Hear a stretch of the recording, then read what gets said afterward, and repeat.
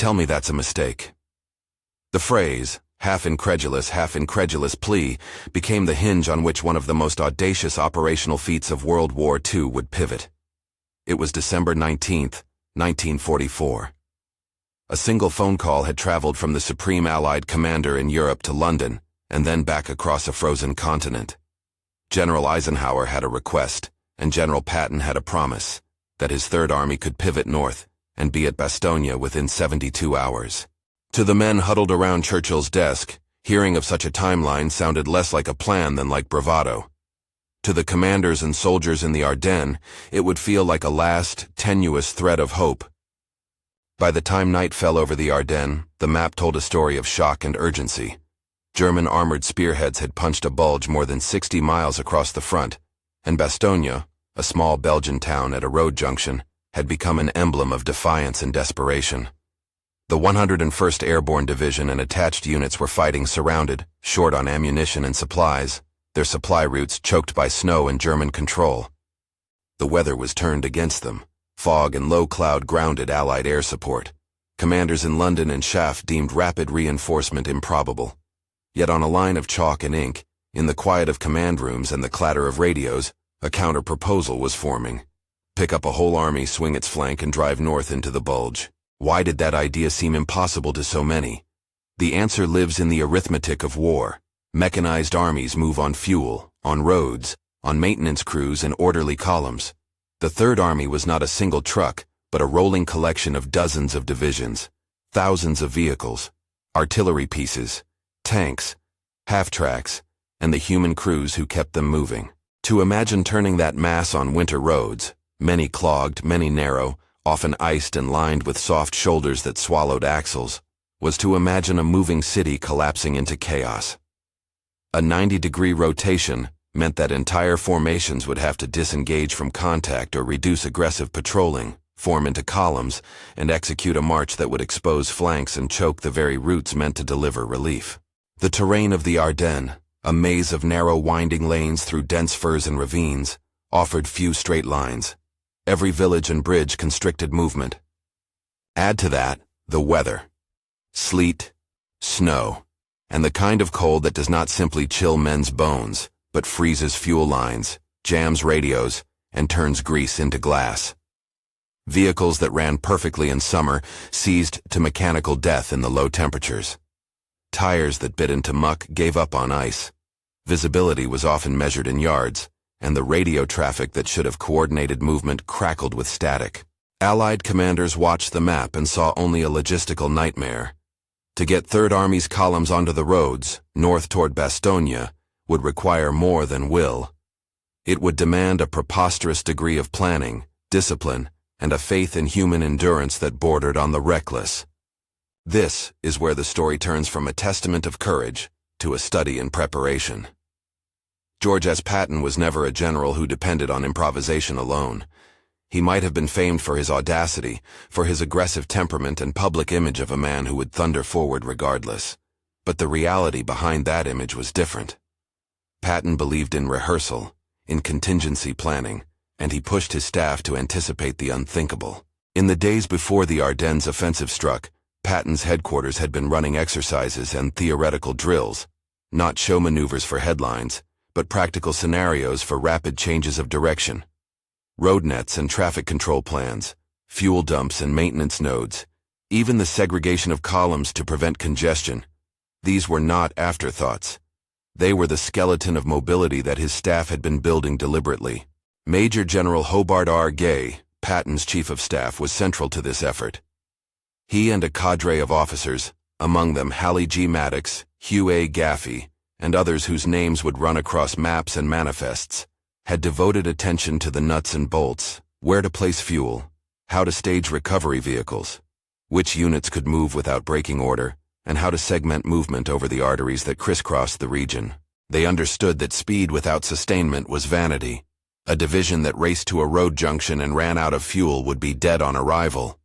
The contingency plans included pre-positioning fuel and ammunition, setting up maintenance points along the intended routes, and assigning traffic control officers to key choke points whose job was to enforce the one simple, brutal rule of Patton's movement: keep the flow moving. The notion of prepositioned fuel in particular deserves emphasis. In a theater where every gallon mattered, Patton's staff had arranged for tanker trucks to be ready at staging areas and for reserve dumps to be accessible from secondary roads, provisions that under ordinary circumstances might have seemed excessive. Every planning decision assumed friction. They assumed breakdowns. They assumed accidents. They assumed human exhaustion and prepared mitigations, replacement drivers, forward mechanics, and prioritized escort for fuel convoys. These were small, often unseen choices that bear little glamour but would prove decisive when the Third Army began to pivot. Even with plans in place, the act of pivoting an army of that scale remained technical theater. It required synchronized disengagements across the front so that divisions could pull back without inviting disaster, the division of units into 3 main columns to avoid a single choke point, and traffic control methods that sound bureaucratic until one understands their lethal importance. Under Patton's order, roads would be segmented. Time windows would be assigned for each unit.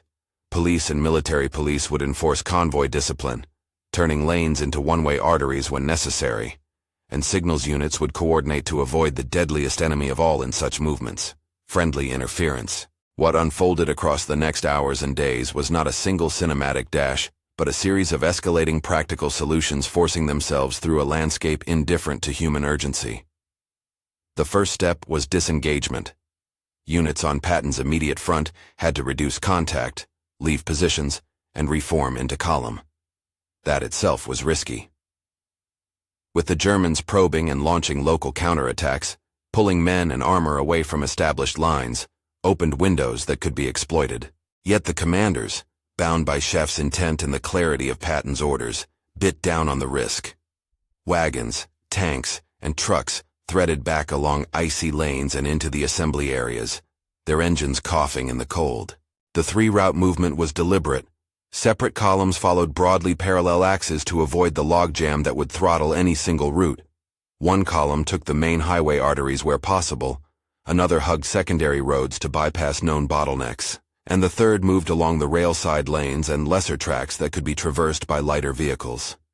Each route had its advantages and perils. The main roads offered speed but were obvious, often mined or ambushed. The secondary paths were less expected but more treacherous in the winter. Choosing which units went where became a matter of matching capability to terrain. Heavy armor on the best roads, mobile infantry, and reconnaissance on the more marginal tracks. Traffic control was brutal and simple. At designated junctions, military police and traffic control teams worked as if managing an arterial highway during a crisis. Convoys were broken into timed segments. Any delay was punished with reshuffling down the line. Radios relayed movement orders, signalmen moved forward to repair broken links, and patrols cleared the immediate road ahead to prevent ambush. Mechanized warfare thrives on timing. A stalled column could clog an entire route. A stalled tank meant miles of vehicles gridlocked behind it.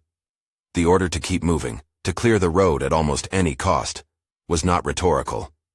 It became a command that cost men and machines. Crews abandoned dead vehicles to keep the highway open. Mechanics worked by lamplight and frost-numbed hands, cannibalizing parts from wrecks to keep key units moving. Cold did more than chill fingers. It punished machines. Fuel thickened and refused to flow under carburetors. Batteries failed in the night. Steel, contracted by the cold, cracked, and tracks of tanks seized. Men suffered frostbite and exhaustion. Sleep was an evasive luxury. Drivers pushed beyond the normal limits of endurance because the alternative was leaving a gap that could not be filled.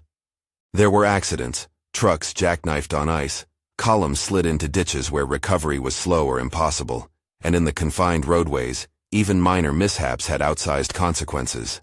The human stories emerging from these movements are as instructive as the operational ones. A maintenance sergeant cannibalizing an engine in the snow to revive a lead vehicle. A bulldozer operator digging out a tank under small arms fire. Medics improvising triage shelters where wind roared through torn canvas. Artillerymen hitching trucks to limber their guns forward despite broken axles. Each action was a small victory over entropy. Beyond mechanical failures loomed the harder cost, decisions that placed lives at risk in service of a larger objective. Orders to drive through the night, To push vehicles with known defects because the mission outweighed failure meant casualties that were not just enemy-inflicted. Frostbite, car crashes, and the simple wear of relentless movement depleted units. Patton's staff knew this. They had not pretended otherwise. The calculus, except smaller dispersed losses to prevent a strategic collapse, is a raw moral ledger of wartime command. It sits uncomfortably beside tales of triumph, and any honest account must reckon with that balance. Leadership style mattered almost as much as logistics. Patton's personality demanded tempo. He expected rapid decisions, clear commands, and an intolerance for delay. Where some commanders might have waited for perfect conditions, Patton pressed to seize windows even when they were narrow and treacherous. That pressure flowed down through his staff. It was not merely a bluff of bravado. The demands were matched with concrete planning and relentless follow-through. This temperament can be misread as reckless. In this case, it was catalytic. The troops learned to move with a speed and discipline that their adversaries did not expect, and often could not match. Allied skepticism, however, was not unfounded. Across the Channel and in chaff rooms, the very idea of a full-scale swing by Third Army into the Ardennes sounded like an optimistic fiction. Montgomery and other senior commanders called the maneuver risky, pointing to the length of Third Army's supply lines and the fragility of opportunistic advances in winter. Eisenhower, who asked for Patton's movement, had to weigh the promise of rapid relief against the possibility that the maneuver would strand Patton's forces or invite a German counterstroke against thinly held Allied lines. And Churchill, for all his appreciation of audacity, reacted with visceral doubt. The line attributed to him remains a memorable encapsulation of the incredulity such a timeline provoked. Within Patton's headquarters, however, the plan took on a granular life of its own. Staff officers tracked hours like accountants chasing a payroll. Timetables carved the 72-hour promise into digestible chunks, hour-by-hour goals, pre-assigned refueling points, maintenance windows, and resupply nodes. Columns were given strict distance allotments to prevent overlap and to reduce the chance of a cascading logjam. The Signal Corps moved forward with portable radio sets and wire-laying parties. Field engineers inspected bridges for load-bearing capacity and, where necessary, reinforced them with expedient solutions. When a bridge could not be trusted, a detour meant miles of treacherous travel. Thus, engineers had to be ready not only to repair but to improvise bypasses under enemy observation. Patton relied heavily on a close cadre of staff officers who understood his demands and translated them into actionable orders. Hobart Gay served as a crucial coordinator, smoothing the transition from orders to movement. Hallie Maddox and Hugh Gaffey supervised the practical alignment of divisions into the assigned columns and managed the detailed reshuffling of units. These officers did not stand apart from the reality on the ground. They were in continuous contact with brigade and regimental commanders, relaying updates and shifting plans as conditions evolved. Their role demonstrates an essential truth of large-scale operations. Plans are only as good as the communications that animate them. As the hours crept forward, the clock became both enemy and ally. The operation's tempo demanded decisions at fractured tempos. Some actions required split-second responses. Others benefited from careful patience. For the drivers in the convoys, time was a physical thing. The clock on the dash, the shift changes that never came, the constant knowledge that every hour wasted increased the risk to the besieged men in Bastogne. For commanders, time was arithmetic and psychology. The longer the 9th and 3rd Armies took, the more emboldened the German commanders might feel, and the more precarious the situation in Bastogne would become. A few vignettes illustrate the human texture of this movement. One column, pressed into a narrow forested lane, found itself facing a line of knocked-out vehicles from earlier skirmishes. Engineers cleared the path while soldiers huddled in snowdrifts, lighting field stoves with ration tins to warm their hands. At a fuel dump outside a small Belgian village, tanker crews worked in a hurry, transferring precious gallons into jerry cans and refueling teams who would carry those cans forward where trucks could not pass. Radio operators, their fingers numb, relayed the minutes that made the difference between a convoy arriving within a window and arriving too late. In another instance, a recovery crew used a chain to pull a disabled Sherman out of a ditch under the fragile cover of darkness, all while artillery trays stitched the horizon with orange. As the Third Army forced its way north, Some units encountered direct German opposition. Others found the way clearer than expected. German command and control suffered from the same wintered fog that affected the Allies. Communications faltered, units were misrouted, and some panzer units outran their fuel and became stationary targets. The Germans expected speed to be on their side. The sudden counter-movement of Patton's columns introduced a new variable into their calculations. Where they had expected a slow, grinding advance, they found the possibility of an abrupt, concentrated counterstroke that could deny them the prize of Bastogne. Throughout this, the role of the 101st Airborne at Bastogne held symbolic weight. Brigadier General Anthony McAuliffe's men, cold and thin on supplies, embodied the stakes of the Third Army's movement. Every delayed hour stretched their rationing of ammunition thinner. Every stretch of silence on the radio tightened the knot of uncertainty. Their reported reply to a German surrender ultimatum, the famous one-line retort, "Nuts," captured in one word the stubborn refusal that anchored the defense. That exchange, as recorded and preserved in official accounts, became both morale symbol and historical shorthand for the defiance that grounded the Allied effort. Back in London, the mood shifted as news filtered in. Churchill's initial incredulity gave way to a different tone in public statements. Privately, accounts suggest he was stunned. Publicly, he praised the relief and framed the event within the broader Allied resilience. Such a shift speaks to how perception and reality interact in wartime. Leaders must manage not just logistics, but the story of what is happening, because morale on the home front and among Allied capitals is itself a resource. By the end of the second day of movement, the Third Army had reshaped the map enough to make an outcome possible, but not yet certain. Columns threaded around choke points, engineers repaired bridges, and maintenance teams patched damaged vehicles just long enough to keep them in the flow. Supply points handed off fuel and ammunition like relay batons. The pace was punishing. Men slept in shifts of minutes. Mechanics worked under falling snow. The decision calculus that morning remained stark. Press on now, with the risks inherent in speed, or pause to consolidate and potentially lose the chance to relieve the defenders at Bastogne. At this juncture, with roughly 48 hours gone since the promise was made, the movement had produced results that surprised many observers. Gaps were opening in the German lines as attention diverted to countering the advancing columns. Patrols sent forward found that German units were stretched and, in some sectors, exhausted.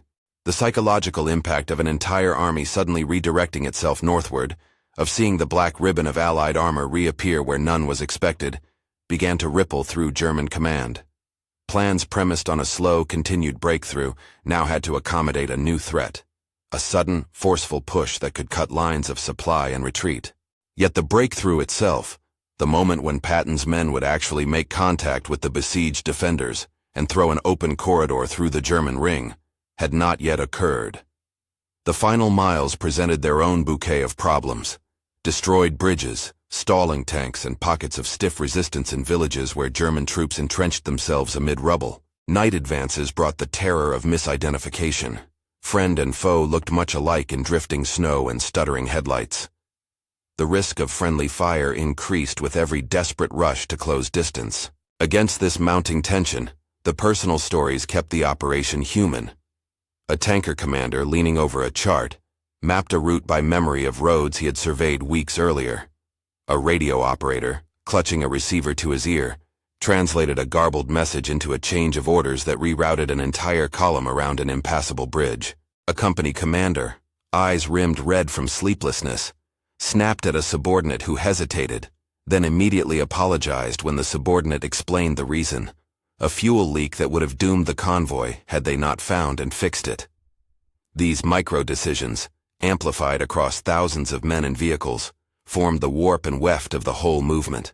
What had begun as a phone call and a promise had become a cascade of small, tangible choices that created a chance where none had seemed possible. Planning mattered, prepositioned fuel mattered, traffic control mattered, the sweat of maintenance teams mattered. Yet so did the temperament of command. Patton's insistence on tempo, his refusal to accept a desk-bound analysis of impossibility, forced a series of actions that turned theoretical contingency into operational reality. The question hanging now, refractory, impatient, was whether those actions would culminate in relief at Bastogne, or whether winter and wear would conspire to frustrate even the most meticulous preparations. As twilight closed on the second night of movement, a single image captured the contradictory nature of the endeavor. A battered M4 Sherman, its tracks caked in snow, headlights haloed by steam from a desperate engine, idled at the crossroads of a minor Belgian lane. Around it, soldiers hunched under oilskins, passing a canteen between frozen hands. A line officer consulted a map by the glow of a pocket lamp, counting miles, counting minutes. Somewhere beyond the trees, artillery thumped a low, steady heartbeat, and the wind carried the skeletal sounds of war. Distant barking, the creak of metal, a thin, unresolved tension. It was in that crucible, where machinery met mud, where plans met exhaustion, where audacity met arithmetic, that the final sequence toward Bastogne would be decided. The columns had moved, fuel dumps had been used, maintenance crews had performed impossible repairs. The Germans, for their part, had to react to a maneuver they had not fully anticipated. Churchill's incredulous line lingered not simply as a rebuke, but as a frame for what was at stake. Could a mechanized army be reoriented so quickly in winter that it would convert audacity into relief? Hours would reveal the answer. The next moves would demand more than momentum. They would require precision, nerve, and the fragile grace of timing converging with opportunity. The Third Army pressed on. The defenders inside Bastogne waited. Commanders recalculated. The map still held its breath.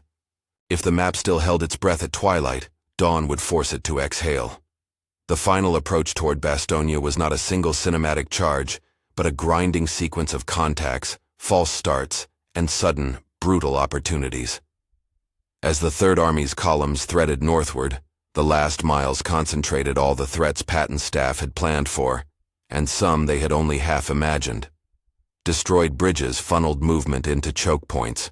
Snow-swept lanes turned into rivers of black iron where a single stalled vehicle could stall salvation for hours. German rearguards and ad hoc detachments fought like men determined to keep their prize. And yet, in many places, the unexpected unraveling of German cohesion created cracks that could be exploited by the boldest columns. That exploitation fell to armored task forces and mobile combat commands pushed forward with surgical urgency. The 4th Armored Division, organized into flexible combat commands, was the spear point that came closest to cracking the ring. Its lead elements advanced on narrow roads, sometimes under limited mortar and machine gun fire, sometimes simply against the slow, sullen resistance of terrain and cold. Crews navigated by memory and by hastily sketched maps, by the murmur of orders on the radio and the fragile light of headlamps haloed by steam from overworked engines. For the men inside those tanks and half-tracks, the mission narrowed to brute tasks. Keep moving, clear the next village, take the next bend. Night movements multiplied the risk of fratricide. In one tense episode, a column pushed a dark lane and ran into a cluster of American vehicles immobilized from earlier fighting. Recognition signals were improvised, a waving lamp, a shouted password, and for minutes, seconds felt unbearable. Elsewhere, platoons slipped past German outposts that had earlier held the road. Where the Germans were alert, they fought doggedly. Where their control had thinned, advance units punched through with speed that left the enemy scrambling. The most consequential moment came in the murky hours of December 26th. Scouts from one armored column, having threaded a series of side roads and bypasses, closed to within sight of Bastogne. The defenders' outline appeared as an island of resistance in a gray sea of snow-streaked hedgerows and shattered trees. Tanks of the relieving force crested a small rise and, as survivors later described, the sight of Allied armor at the town's edge produced an almost audible human reaction, a ratcheting release of tenseness, a breaking of the tight coil of sleepless endurance. Contact was messy. There was no single ceremonious handshake. Instead, there were staggered meetings along a narrow corridor where paratroopers, bleary-eyed and mud-streaked, poured into the gaps between Allied vehicles and their saviors. Men who had been trading small packets of rations and whispered encouragement now met tank crews who handed over fresh crates of ammunition and cans of petrol. The first practical effect of the relief was not triumphant flags, but the simple, urgent exchange of life-sustaining material. Bullets, winter boots, hot food, and medical attention. The corridor that opened was, above all, a lifeline. One of the most famous documented moments came not in a line of actors on a stage, but in a terse field exchange preserved in official reports. Brigadier General Anthony McAuliffe, confronted with a German demand to surrender, replied with a one-word rebuke: nuts. That word, recorded and repeated in countless retellings, captured a spirit as much as a fact: stubborn refusal. It also distilled what the arrival of Patton's columns meant to the defenders, a message that Allied will still reach them, and that relief had arrived not as a finished victory, but as a chance to breathe, to reorganize, to rearm. The immediate tactical effects were stark. The seizing of the corridor relieved the immediate logistical strangulation. Forward supply points could be moved through the gap. Casualties could be evacuated. Fresh ammunition and fuel could be brought in. The Germans, who had banked on isolating Bastogne and rendering the 101st ineffective through blockade and attrition, suddenly faced the prospect of Allied armies operating with restored mobility on their flanks. Psychologically, the effect rippled beyond the tactical. For the besieged paratroopers, seeing a tank crest a ridge meant the difference between continued attrition and the chance to hold ground until larger Allied pressure could roll back the German bulge. It is important to be specific about what the relief did not immediately accomplish. It did not end the Ardennes offensive overnight. It did not collapse every German front or eliminate the capacity for counterattack. The relief was a hinge, not a hammer blow. The opening of a corridor that allowed the Allies to deny the Germans the hold on the road network they had hoped to use to sustain their advance. In operational terms, the presence of Third Army in the northern bulge complicated German options and bought time for higher-level Allied synchronization that ultimately strangled the offensive. Losses and non-combat attrition accompanied the operational triumph. Estimates of casualties tied specifically to the relief operation vary by source. Historians debate exact figures, but the picture is clear in its contours. There were hundreds of combat casualties among the moving columns, killed, wounded, and missing, along with a significant number of non-combat losses from accidents and hypothermia-related injuries. Vehicles were abandoned after breakdowns or crashes in snow. Some tanks and transports were smashed beyond rapid repair. Frostbite and exposure removed dozens of men from frontline duty. These were not anecdotes that could be swept under a banner of glory. They were the ledger entries of an operation that traded immediate, localized costs for strategic prevention of a far larger collapse. Any accounting of Patton's pivot must carry that moral and human weight. News of the relief made its way to the capitals and to dispatches with the speed of wartime rumor and the slower verification of official communiques. In London, Churchill's posture, as the story later broadly records, shifted in public rhetoric. Privately, his reaction had been one of incredulity at the audacity of the timeline.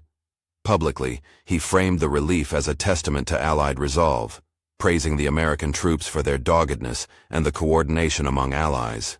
That movement from private skepticism to public commendation was more than rhetorical. It reflected the necessary dual role of leaders during war, to critique and question in planning rooms, yet to seal a narrative of resolve for populations and partner capitals. Eisenhower's recorded role in this episode is worth noting in its nuance. As Supreme Allied Commander, he had called on Patton to act, weighing risk against need.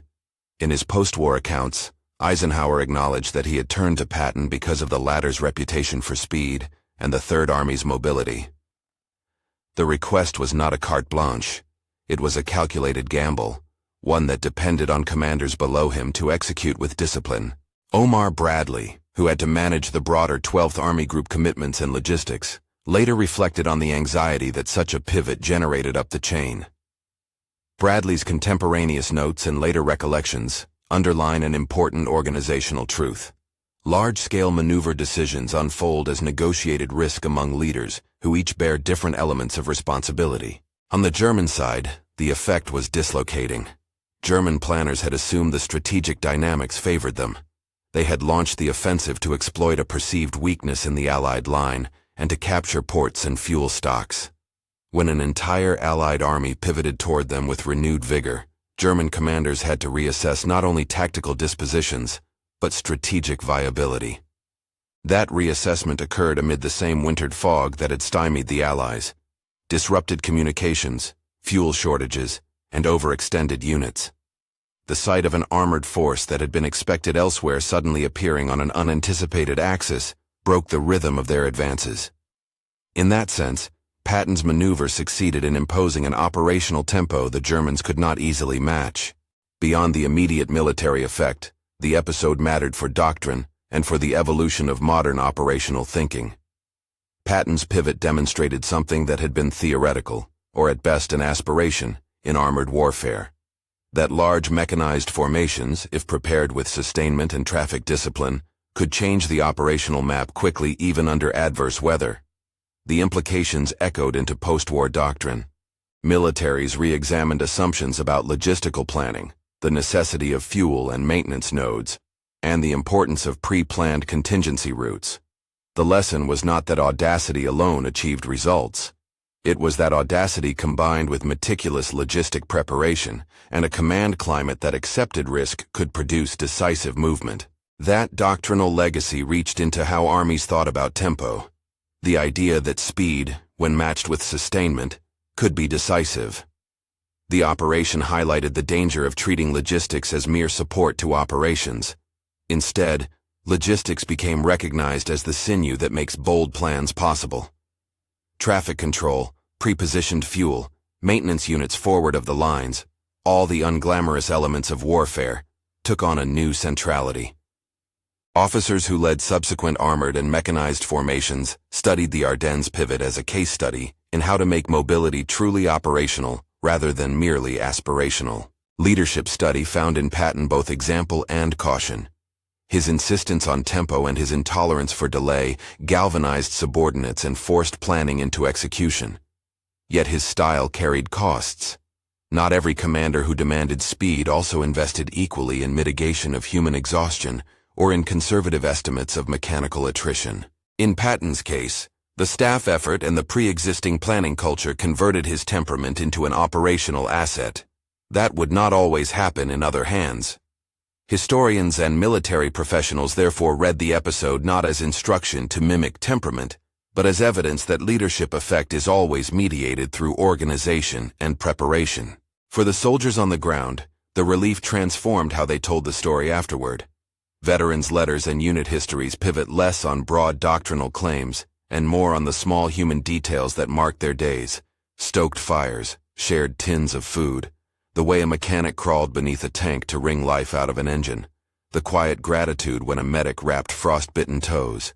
Those details remind us that operations at scale are aggregates of countless tiny acts of competence, of courage, of improvisation. The historical headline, Patton pivoted Third Army in 72 hours, captures an audacious decision. The real achievement was made of thousands of small, often ugly tasks that together allowed the larger promise to be honored. What about Churchill's shock? How should we read the title's dramatic frame, that moment of incredulity in London? The answer lies in nuance. Churchill's initial reaction, whether phrased in a diary or in offhand conversation, was not merely personal astonishment at a daring timeline. It was also institutional surprise at a capacity being exercised differently than many had expected. Churchill had been steeped in the assumption that weather and supply could throttle large-scale movement. What Patton's maneuver demonstrated was that, under certain conditions and with sustained preparation, mechanized formations could be faster and more flexible than orthodox estimates allowed. Churchill's subsequent public praise signaled a recognition that military possibility had shifted. It was less a rebuke of his earlier skepticism than an adjustment of expectation, a recalibration of what modern armies could achieve when leadership and logistics moved in concert. Looking past the immediate chronicle, the Ardennes episode rippled into institutional memory. Post-war analyses in Allied staffs placed increased emphasis on contingency logistics and on pre-planned mobility corridors. Training incorporated lessons on traffic control and forward maintenance. Doctrine grew more comfortable with the idea that tempo could be a weapon in itself, provided it rested on a bedrock of sustainment. The episode also fed into the political dimension of coalition warfare. Leaders learned that audacity by one ally could produce not only tactical relief, but also strategic reassurance among partners, shifting the political calculus as well as the military one. Yet the story's moral texture resists simple heroics. When historians and commanders debate Patton's maneuver, praise is always accompanied by sober notes about cost and risk. The losses from accidents and exposure were not the less real, because they were not inflicted by enemy fire. The human ledger, men who lost fingers to frostbite, vehicles wrecked in roadside ditches, medics working through nights without rest, cannot be eclipsed by operational success. A measured judgment therefore acknowledges both the strategic necessity of the pivot and the bitter price paid by individual soldiers. That ethical complexity is part of what makes the episode both compelling and instructive. It forces planners and leaders to wrestle with choices where immediate localized pain is accepted to prevent broader catastrophe. In the popular retelling, images endure. Armor cresting a hill, paratroopers shaking hands with tank crews, the terse, defiant nuts. Those images are true so far as they go, but the deeper truth sits in the connective tissue. The hours of staff work, the prepositioned fuel, the traffic officers at cold junctions, the sweating mechanics under lamps, the commanders shifting units by the minute, the frozen roads scraped clean by engineer parties. Churchill's remembered shock is a good narrative hinge because it calls attention to what changed. Not simply the presence of bold decision-making, but the visible demonstration that modern mobility, if anticipated and sustained, could surprise even seasoned observers. As the Ardennes campaign wound down, attention shifted from immediate relief to the broader question of how to prevent the recurrence of such a near catastrophe. Allies reallocated resources, reviewed defense in depth, and revised operational plans to reduce the fragility that had permitted the German thrust to achieve such initial success. Those institutional lessons were a second-order victory. The relief of Bastogne had not only saved a garrison, it catalyzed a rethinking of how coalition forces would manage movement, logistics, and command tempo in future campaigns. Finally, how should we reconcile Churchill's shock, the tactical miracle, and the human cost in a single frame? The honest answer is that the episode resists a single moral. It presents a blend, a demonstration of organizational excellence under duress, a vivid example of how leadership can align will, planning, and execution, and a reminder that military audacity exacts human tolls that must be acknowledged, not romanticized. Churchill's words, whether uttered as incredulous skepticism or quoted later with admiration, capture an essential tension of command, the tension between expecting limits and recognizing potential. Patton's pivot forced that tension into daylight and compelled leaders, allies, and historians to adjust their sense of what mechanized armies could achieve when logistics caught up with ambition. If there is a singular takeaway, it is this: operations are not decided by single moments of daring alone. They are decided where audacity meets the mundane craft of war. Fuel dumps, traffic discipline, forward mechanics, hour-by-hour timetables. These quiet provisions are the real enabling forces behind bold timelines. Patton altered the map in the Ardennes, not because of bluff or charisma alone, but because a command environment had been created that hardened audacity into action.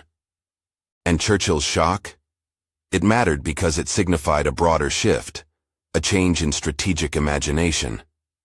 Where leaders once saw winter and logistics as insurmountable breaks, they began to see, with patience and study, conditions under which mobility could be decisive even in the worst of seasons. That recalibration influenced doctrine, planning, and the way subsequent military professionals thought about tempo and sustainment. If this story resonates with you, if the mixture of human grit and organizational craft fascinates as much as the drama of the moment, share it with someone who loves the machinery of history and the hard choices leaders must make. For more deep dives into episodes that shaped the course of the 20th century, check out our playlist on decisive WWF operations and subscribe for weekly explorations of turning points in modern warfare. History gives us moments like Bastogne to study not as simple moral tales, but as teaching cases.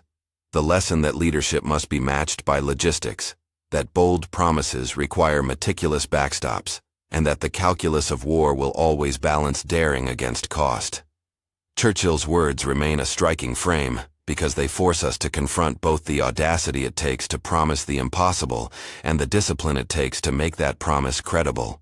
In the frozen roads of the Ardennes, that contrast was on full display. A prime minister surprised, a general determined, a staff working late into nights, and hundreds of soldiers whose labor made the improbable real. That is the truth behind the shock, the technical, moral, and human architecture that turned a 72-hour promise into a lifeline at Bastogne.